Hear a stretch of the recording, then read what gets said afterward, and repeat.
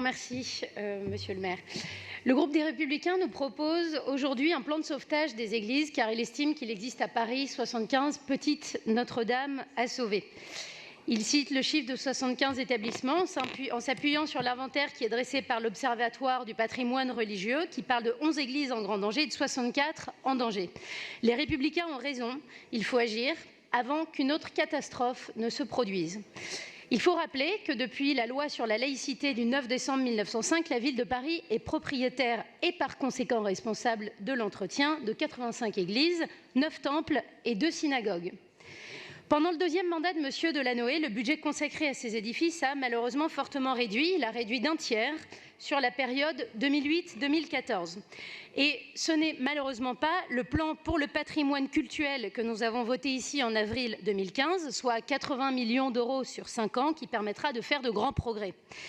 Et ce n'est pas non plus d'ailleurs la rallonge de 42 millions d'euros supplémentaires annoncée dans la presse ce matin qui changera la donne. Les églises parisiennes ont, je le pense, besoin d'un véritable plan d'action et pas d'un simple colmatage. D'ailleurs, on est en droit de se demander pourquoi 42 millions, d'où ils viennent. Et puis c'est quelque part l'aveu de l'insuffisance des 80 millions d'euros qu'on avait prévus sur 5 ans. Alors, quand on parle de 80 millions sur 5 ans, et ajoutons les 42 millions annoncés ce matin, il faut, pour relativiser, garder en tête 2 chiffres. Le premier, c'est que la ville de Paris sait parfois être très généreuse pour des causes qui ne sont pas toujours extrêmement prioritaires. La ville de Paris, on le sait tous, elle verse à peu près 270 millions d'euros par an aux associations, dont certaines qui perçoivent des sommes absolument énormes, sans poursuivre des missions d'intérêt général très évidentes. J'ai déjà évoqué plusieurs fois ici des cas qui peuvent prêter aux interrogations, comme par exemple l'association Dédale, à laquelle nous versons 200 000 euros par an et qui transforme des places de parking en lieu de méditation et de respiration, parce que c'est bien sûr très approprié d'aller respirer entre les pots d'échappement. Bref, gardons en tête en termes de chiffres aussi que l'Observatoire du patrimoine religieux estime, lui, que ce n'est pas 80 millions d'euros sur 5 ans qu'il faudrait débloquer, mais 500 millions d'euros sur 10 ans pour restaurer durablement les édifices dont Paris a la charge. C'est donc 3 fois plus que ce que la ville de Paris prévoit. J'ajoute que je suis toujours un petit peu choquée quand je vois que budget participatif, on retrouve régulièrement parmi les projets lauréats des rénovations d'églises.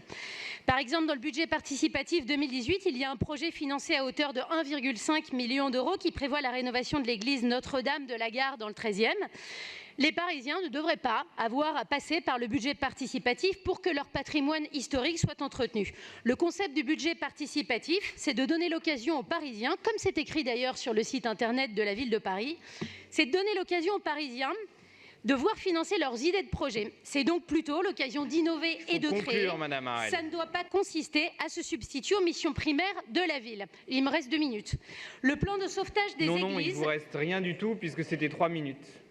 Ah bon, alors je termine en disant juste que le plan proposé par les Républicains est certes intéressant, sauf qu'il propose de retirer les 50 millions d'euros promis par la mairie à Notre-Dame, au motif que Notre-Dame appartient à l'État et qu'il faudrait reflécher ces sommes sur la ville.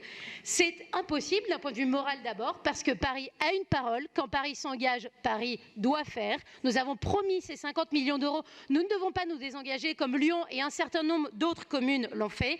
Et je voudrais dire aussi que sur le plan financier, bien qu'1 milliard d'euros avait potentiellement été récolté il y a quelques mois, il n'y a aujourd'hui que 71 millions d'euros qui ont effectivement été récoltés sur les comptes des associations qui œuvrent à la reconstruction de Notre-Dame. Merci, Madame Je dis donc que l'idée des Républicains pour le plan de sauvetage des églises est tout à fait fondée et nous adhérons au principe, mais malheureusement, à cause de cette volonté de retirer les 50 millions d'euros prévus pour Notre-Dame, nous serons contraints de nous abstenir. Je vous remercie.